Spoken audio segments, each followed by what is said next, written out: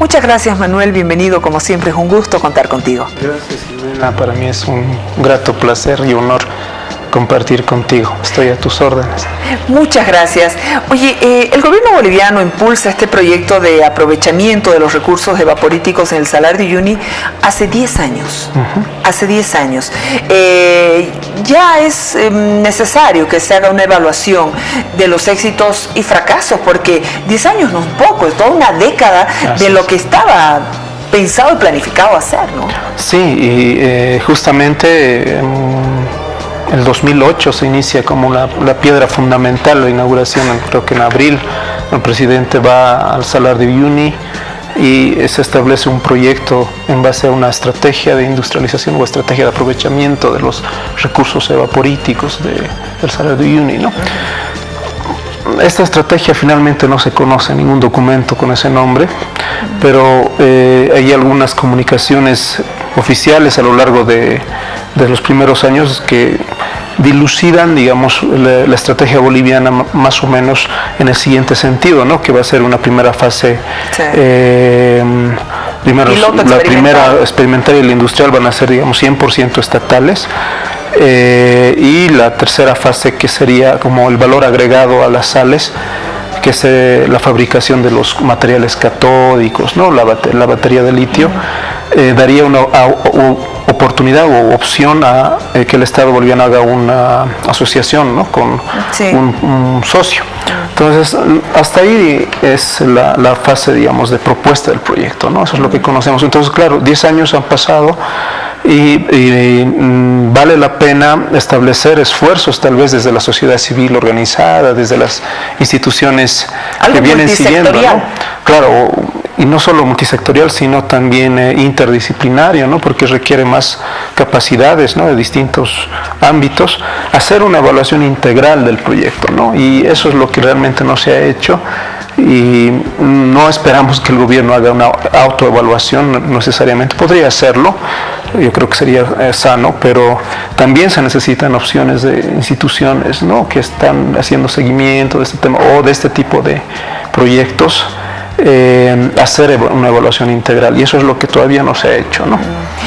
¿Por qué no miramos más allá también desde el gobierno con el tema del triángulo de litio, por ejemplo? Ver cómo están trabajando Chile, cómo están trabajando Argentina, para poder de alguna manera dimensionar nuestra capacidad en el contexto mundial, tomando en cuenta que Bolivia posee el 36% de los recursos del litio provenientes de las salmueras salares a nivel mundial. Sí, es más o menos va por ahí. Y además, qué bien que preguntas sobre el tema del triángulo, ¿no? Porque ahora que estamos en una fase, digamos, en este mes hablando tanto del tema marítimo y todo esto, y la relación y qué pasa con Chile, ¿no? Y qué pasa con el litio. Entonces, primero, el triángulo es la conformación de la geografía. Geográficamente incluye todos los salares o depósitos de litio que se encuentran en Argentina, Chile y Bolivia, ¿no? De ahí el nombre del triángulo del litio. ¿Por qué es una zona tan estratégica? Porque alberga más o menos el 80-85% de todos los recursos de litio, especialmente proveniente de salmuera, ¿no? de salares. Entonces, definitivamente es una zona estratégica, ¿no? para el futuro de la explotación del litio a nivel mundial. Entonces, ¿qué es lo que está haciendo Chile y Argentina? Preguntas. Ellos, a diferencia del caso boliviano, están en una dinámica más de libre mercado, ¿no? En el caso de Chile, si bien institucionalmente la Constitución y otras normas impiden de que una empresa sea propietaria de los recursos, ha habido un corte, digamos, en tiempo de empresas que antes de esa disposición ya estaban trabajando con el litio, y ese es el caso de la Sokimich, que es una empresa chilena con capitales también extranjeros, que ha estado trabajando muchísimos años allá, ¿no?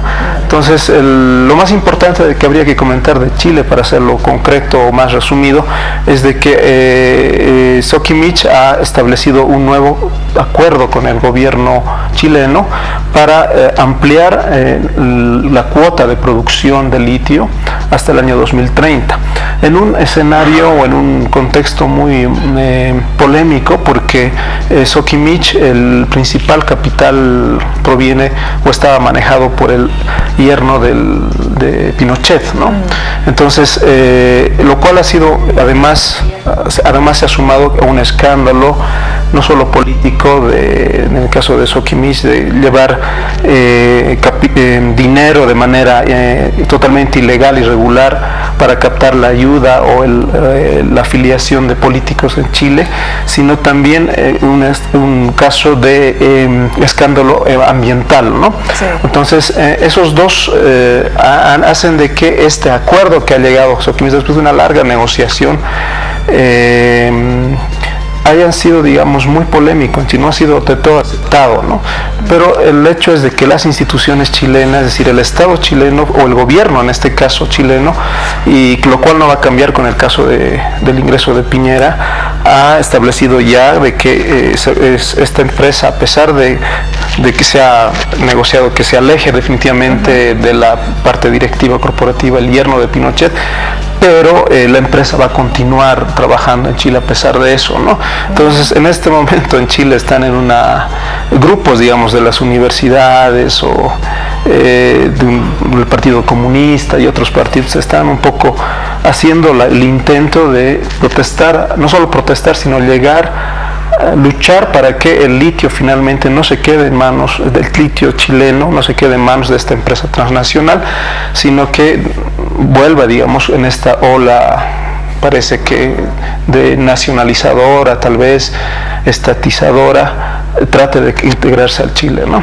O quedarse en Chile. En el caso argentino, el litio se maneja a través del manejo de las provincias argentinas, y el gobierno de Macri lo que se ha establecido es un escenario de amplia participación de las empresas multinacionales en Chile, en Argentina, ¿no?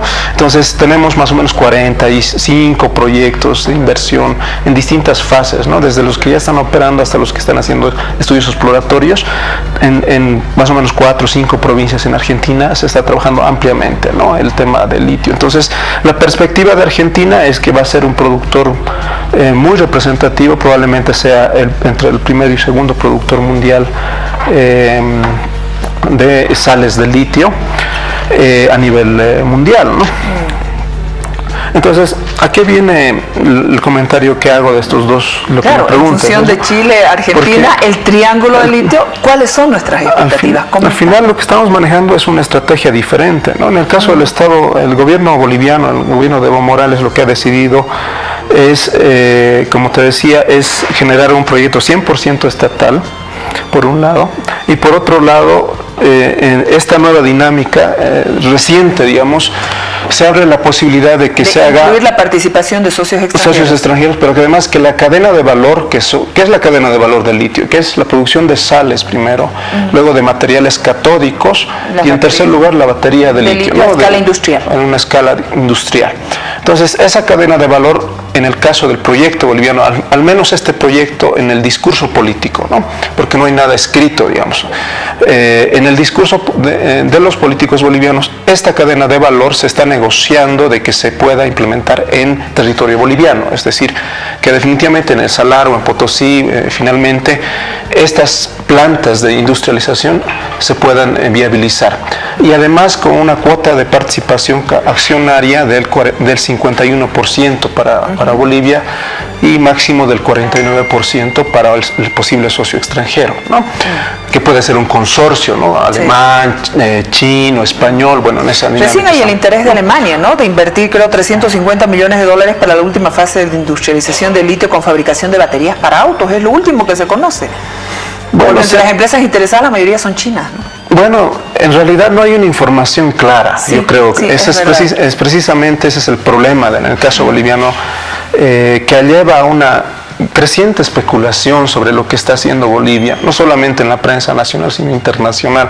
Cuando se menciona a Bolivia, se lo hace con cierto cuidado, y básicamente distintas versiones del tema, y muchas se basan en el discurso de los políticos, ¿no? Por ejemplo, lo reciente que está muy impregnado, digamos, en el tema del del discurso de los políticos es la declaración de que vamos a ser el país que va a definir el precio mundial del litio de aquí a unos años, ¿no? Y eso es lo que se está difundiendo muy ampliamente desde cualquier ámbito, ¿no? Principalmente desde el presidente, ¿no? Pero eso está muy lejos de ser real, ¿no? Porque aun cuando nosotros produjéramos, ¿no? Solamente la fase piloto, ¿no? Bueno, para empezar, la fase piloto implica, en el caso del carbonato de litio, estamos hablando de 480 toneladas año, digamos, ¿no? Sí.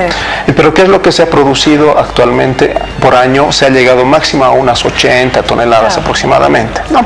Entonces estamos muy lejos solamente de esa meta, ¿no? Si solo produjéramos 480 toneladas, solamente para que tengan un dato, ¿no? La producción mundial de litio es aproximadamente de 230.000 toneladas año, ¿no? Entonces, 480 toneladas definitivamente que ni siquiera las hemos podido producir, ¿no? Entonces, ¿cómo nosotros tenemos que evaluar el proyecto, ¿no? Es decir, no podemos evaluarlo en función de la previsión o de los sueños o de las buenas intenciones que tengan los políticos, ¿no? Sino de los resultados efectivamente logrados, ¿no? ¿Y qué es lo que efectivamente se ha logrado estos años, 10 años en el proyecto de litio? Es algo que no está muy claro. Lo único que está claro es que se han vendido aproximadamente 25 toneladas. Según las declaraciones del viceministro Echazú, se han vendido más o menos casi 100 toneladas, que seguramente es toda la producción acumulada hasta el año pasado, ¿no? Entonces, estamos diciendo de que si nosotros a este ritmo de producción, si digamos, estamos hablando de 70, 80 toneladas año de producción de carbonato de litio, si produjéramos esas toneladas, ¿cuántas regalías recibiría Potosí, por ejemplo? Estamos hablando de más o menos 25, 28 mil dólares nomás de regalías, ¿no? Porque tenemos que tomar en cuenta que en la ley minera estamos hablando del 3% de alícuota, ¿no? Sí. Sobre el valor bruto de producción, y además hay que descontar, si quiere viabilizarse hacia el gobierno autónomo departamental, de ese 3%, el 85% de eso iría al gobierno autónomo y el 15% al municipio productor, ¿no? Bueno, entonces vamos reduciendo, entonces estamos diciendo de que si efectivamente seguimos este ritmo, lo máximo que vamos a lograr es más o menos lo que Potosí recibe por la producción de wolfram, ¿no? Entonces, en términos de expectativas de la dimensión del negocio, estamos muy lejos de la realidad que pinta, digamos, la parte política del discurso político, ¿no?